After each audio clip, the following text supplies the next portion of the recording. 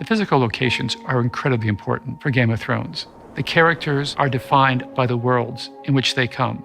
We all do love to go to Iceland. It's just beautiful. It's beautiful. Every day that sun comes up, it's a new gift to us, really. No matter how much visual effects may play a part in this, when you have a real location, then what you can imagine becomes more real. So the trick is working out where these playgrounds are going to be.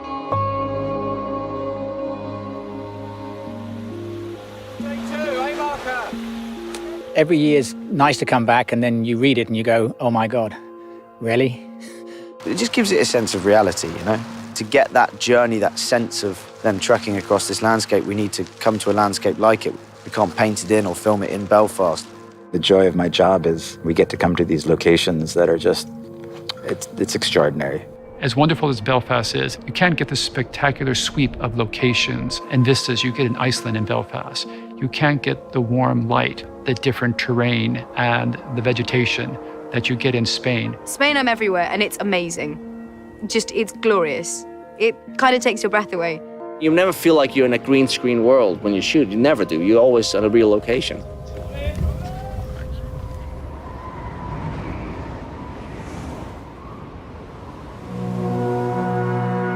I remember when Chris showed me a picture from Iceland when I first came on the show, and I said, that's what we need to start doing. We need that bigger vistas. You know, that's what this show demands. Iceland's always been north of the wall since season 2, and I think you'll find landscapes like this wouldn't have been imagined for map paintings unless we'd come. It's very challenging to shoot in Iceland. You know, it can be very cold, and that's hard. Guys are pulling focus with their freezing fingers. I don't know how they do it. Light is the given. That's the non-changing thing. It'll always be less light in the winter here. You are on the set and waiting for the sun to rise. Once it rises, you only have about 5 hours to shoot, and so we just haul ass and try to shoot as fast as we can.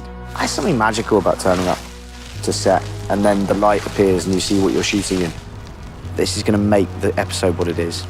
It's incredible, and I think to give North that kind of wild quality, Iceland is the only place to be.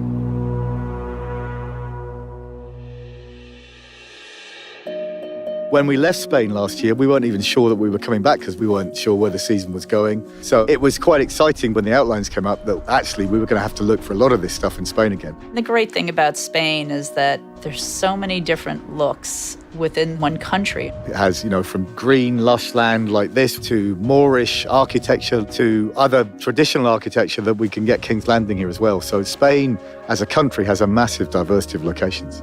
Coming to this location, it could have been any number of countries. Something kind of ancient and epic about it. It's an amazing place to come. I really enjoy shooting in Spain. There's like locations that you almost can't believe are just here. They're so beautiful that you're like, oh, someone built this for the show. And it's not, this is just there. If you believe the worlds in which people are living and we're actually filming, you believe more about the stories and about the characters. It's just such a major factor in why this show has worked. And I'm stunned every time I come onto a new set. And each year we get spoiled and spoiled and spoiled. And I'm very, very, very lucky in what I get to do. And Spain makes it feel like a holiday. This is not a bad place to work, is it? This is like an amazing way to spend a day of work. This is our 3rd year shooting here. It gets better every year. And the locations just, I mean, you know, I live in New York City. This is breathtaking.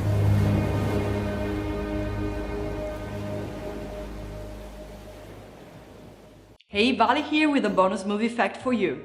Did you know that Tom Hanks's Forrest Gump movie covers the gamut of small, everyday moments and iconic historical scenes?